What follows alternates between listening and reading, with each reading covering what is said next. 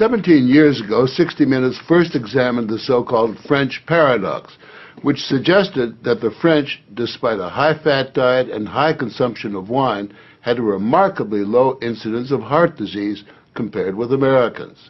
Most researchers agreed that there was something in the wine that offered protection. And a few years later, even the highly cautious federal dietary guidelines say that moderate consumption of red wine can be beneficial. Now, scientists across the country have identified a substance in red wine called Resveratrol that they believe might do more than just protect the heart, but could, in very high concentrations, significantly extend life by preventing a number of age-related illnesses.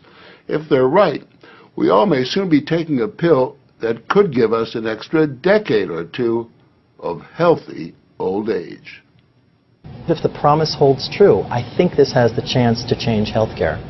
Dr. Christoph Westphal says we all may soon be taking a drug that just might beat the clock, a simple pill that could delay the inevitable. Our goal is to prevent and forestall many of the diseases that strike us as we reach 50, 60, and 70, all with one pill. What you're suggesting is that it's some kind of rejuvenation drug that turns a 70-year-old into a 35-year-old. That might be pretty hard to do, but I think if we're on a train heading one direction, we can slow down that train. I think we can slow down these genes that control the aging process. That quest to put death on hold began in 2003 when Westphal met David Sinclair, a biochemist at Harvard, who was studying the genetic components of aging. 5 years ago, I met David, and he had shown that you could extend lifespan in yeast. That's pretty exciting. Now, if you happen to be a yeast, it's very exciting. Yeasts are one thing, human beings are more complicated. So Sinclair focused on a gene present in almost all life forms, the sirtuin gene. It's normally inactive, but when it is active, Sinclair believes it triggers a survival mechanism that extends life. Convinced that something in nature could activate that gene, Sinclair randomly tested thousands of compounds. And bingo, he got a hit: Resveratrol. When I Googled this Resveratrol, I was shocked to find that red wine was the top hit. Red wine is brimming with Resveratrol. It's found in high concentration in the skin of the grape and seems to play a role in protecting it from invading bacteria and fungi. Were you aware of the research into red wine that it offered certain health benefits? Oh, sure. I mean, that's why I almost fell off my chair when the link was made, and I thought that this was a potential explanation for the benefits of red wine.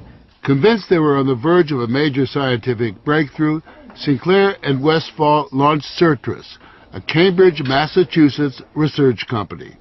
They, along with a handful of other cutting-edge biotech companies, are developing resveratrol-based drugs that they believe zero in on the longevity gene.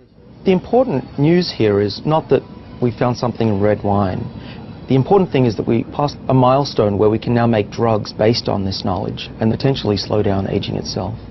Everyone from plastic surgeons to your friendly snake oil salesman have been promising a ticket to eternal youth for some time.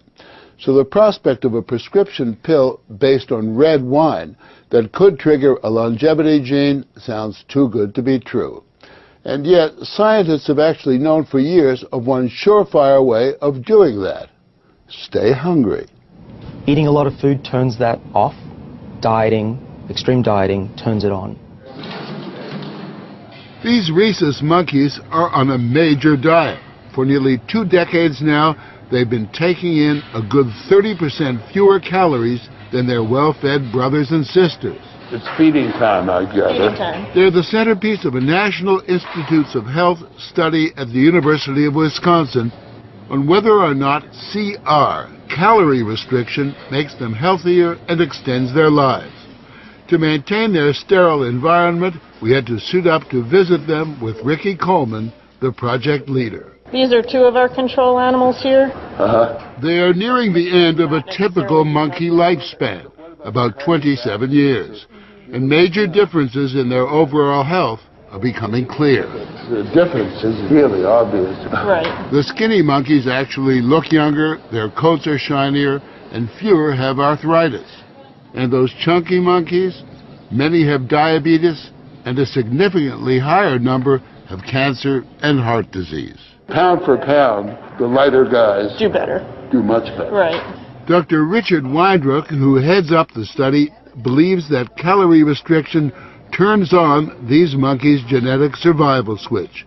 A hungry life seems to lead to a longer life. There is an emerging survival advantage for the monkeys on caloric restriction, and 50% of the normally fed animals have died, and maybe 25% of those on caloric restriction. That's a pretty remarkable number.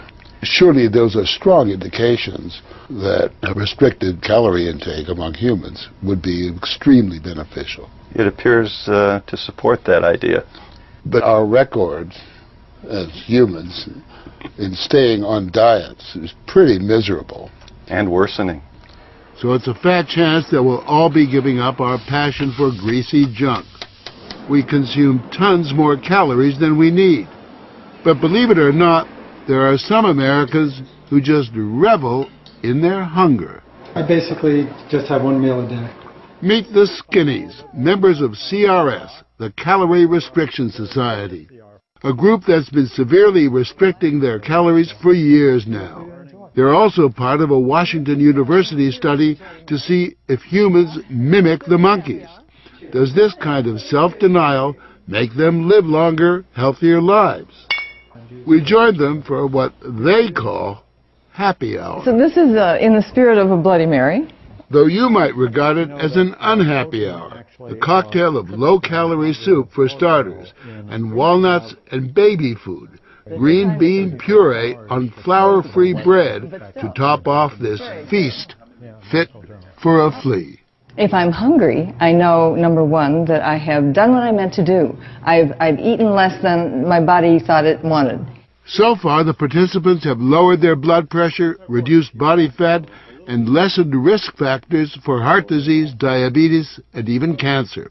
And what's more, to one husband anyway, starvation has its sexy side. To be honest, if you saw her without any clothes, she'd look pretty darn good, like a woman of many, many years younger. Their emissaries travel the world, spreading the faith and the word. Hunger turns on the survival gene. I would like to live to be 100. The Skinnies may not die young, but given their diet, they just might die of boredom. But if the scientists at Certris are on the right track, it could mean forget dieting, forget the sweaty business of working out. Just pop a pill and you are in guilt-free couch potato paradise. We have a pill that can mimic many of the effects of calorie restriction or exercise. So one can be very healthy and obese at the same time. Our goal is healthy individuals, ideally via lifestyle, and if that doesn't work, we believe that we'll have a pill that can mimic that. A pill that in effect diets for you. A pill that turns on the survival gene. And what we're trying to do with our drugs here is to put the body in a defensive state, to ring the alarm bells and get the body to defend itself, instead of dieting to set the alarm off, pop a pill. The pill is a highly concentrated form of Resveratrol, a virtual vineyard of healthy living. How much red wine would you have to drink to get the kind of Resveratrol that you're using? The sad news is that you'd need to drink about 1,000 bottles a day of red wine, which I don't recommend. The pill itself may not extend lifespan, but could prevent the diseases of aging, Alzheimer's, diabetes, heart disease, even cancer. What we're talking about is activating the body's natural genetic defenses against diseases, and that's very powerful if we can harness that. Resveratrol has been tested on mice, and the results have been encouraging. In this test video provided by Certris, both of the mice have been fed a high-fat diet for 12 weeks. But when placed on a treadmill, the mouse on the right ran twice as far. He was taking high concentrations of Resveratrol. You have fat mice, and you have fat mice with Resveratrol, and the ones that are on Resveratrol, they can run twice as far, and they live longer, about 20% longer.